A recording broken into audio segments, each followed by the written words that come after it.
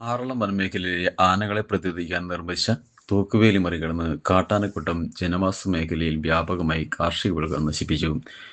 ചൊവ്വാഴ്ച പുലർച്ചെ ആറളം പഞ്ചായത്തിലെ കീഴ്പള്ളി ചതിരൂർ നീലായിൽ ഇറങ്ങിയ കാട്ടാനക്കൂട്ടമാണ് മേഖലയിലെ വ്യാപക നാശനഷ്ടം വരുത്തിവെച്ചത്.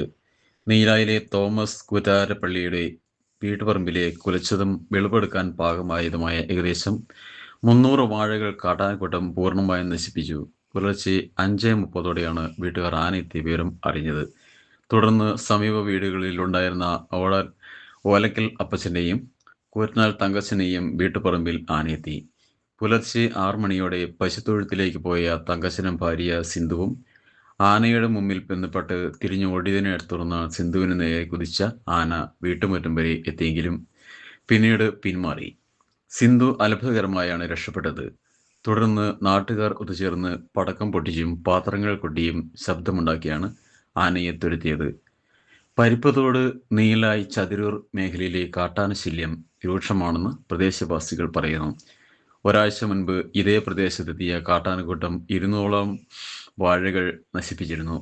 ചൊവ്വാഴ്ച എത്തിയ കാട്ടാനക്കൂട്ടമാണ് തോമസ് കുറ്റാരപ്പള്ളിയുടെ വീട്ടുപറമ്പിലെ കയ്യാലയും തകർത്തു. കീഴ്പള്ളി സെക്ഷൻ ഫോറസ്റ്റുടെ നേതൃത്വത്തിൽ വനംപാലകർ സ്ഥലത്തെത്തി പരിശോധന നടത്തി. വനാതിർത്തിയിൽ ഏകദേശം 1.5 കിലോമീറ്റർ ദൂരത്തിൽ സ്ഥാപിച്ച സോളാർ വൈദ്യുതി വനമേഖലയിൽ നിലവിൽ വൈദ്യുതി പ്രവാഹമില്ലെന്നാണ് പ്രദേശവാസികളുടെ പരാതി. കഴിഞ്ഞ ദിവസം നാട്ടുകാരുടെ നേതൃത്വത്തിൽ വേലിയുടെ ഇരുവശങ്ങളിലുമുള്ള കാടുകൾ വെട്ടിത്തെളിച്ചെങ്കിലും വേലി പ്രവർത്തനരഹിതമാണെന്ന വിവരം അറിഞ്ഞത്. അതേസമയം വാളത്തോട് മുതൽ നീലായി വരെ 4.5 കിലോമീറ്റർ നീളത്തിൽ തൂക്കുവേലി നിർമ്മാണത്തിനുള്ള നടപടികൾ പുരോഗമിക്കുകയാണെന്ന് വനം വകുപ്പ് അധികൃതർ അറിയിച്ചു.